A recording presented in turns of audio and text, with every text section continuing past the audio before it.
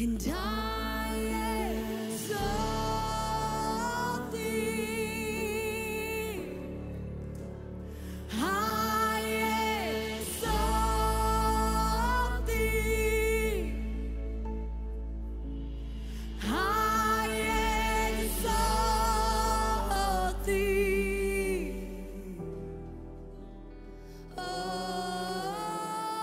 Lord, I exalt you, Lord, and I exalt thee.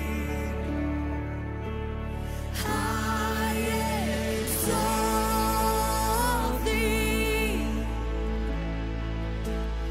I exalt thee. Oh,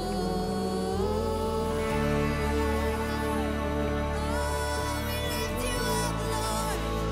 I exalt thee. I exalt thee. Oh, I exalt thee. Oh,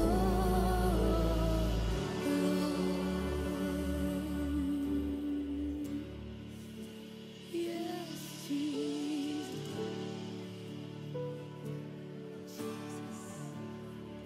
This is how we worship. We exalt him. We lift him up. We lift him up. It's not about us in these moments. It's about him.